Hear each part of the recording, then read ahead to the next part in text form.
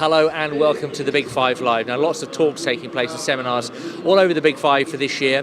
Project management talks, talks about urban design and landscape planning, that's taking part in the expo, and also design talks. With me now, Benjamin Beer. Welcome to Big Five Live. Thank you, hello. Your design talk earlier, of course, very well attended, looking at the advanced facade engineering for landmark projects here in the Middle East. Talk me through some of the things that were discussed by you on stage. I've been talking about the facade design in the Middle East, and I have to be honest, when I came about 2007, the first time here to Dubai, I'm based over here since about 10, 11 years, and just looking how much the kind of facade industry evolved over the last couple of years, how much the city is actually having a kind of strong will to create landmark buildings, it's just amazing. Now, just we as a facade consultant, we need to get these buildings more energy efficient. So first of all, it needs to be buildable, especially in Dubai. We have a lot of super tall buildings, a lot of technical challenges with quite high wind loading on the one hand, but also we need to ensure that we get the facades actually energy efficient, reducing the cooling loads of the building. So there are quite a lot of challenges there in facade design. And how are those challenges being met by the industry at the moment? I would say half-half, because we currently see quite a strong pressure on the kind of costing side, of course. I mean, we need to build buildings in a certain cost-efficient way. But still we've seen certain legislation being pushed into the market, like the Dubai Green Building Code, which everybody has to follow.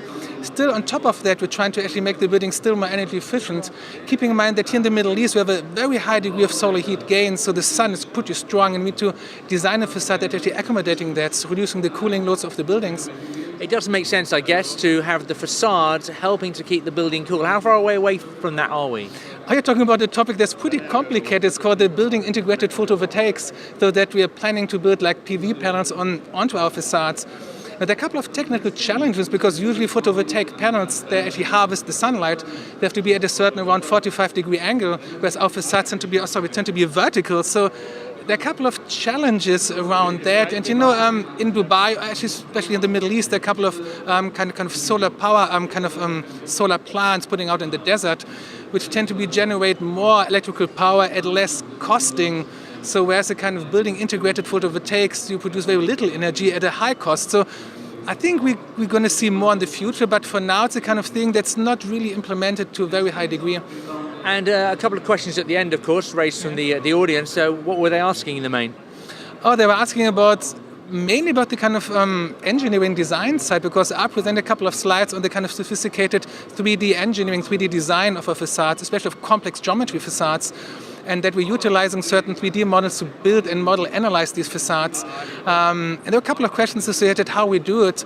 I tried to explain actually to the audience that computers are just a tool to help us, but still there's a lot of initial thoughts, initial thinking about it. So the human being is still a major part in the design process. So the computers help to a certain extent, but they're not fully doing the job automatically for us. So it's still some engineering human brain behind it. Yes, put it this way. Yes. A good way to put it, Benjamin. Thank you very much. It was a pleasure. Thanks for your time. So the humans are still very, very important in all the processes here. Now, for the latest on everything from the world of design, architecture, of course, you'll find all those features on our website, thebig5.ae.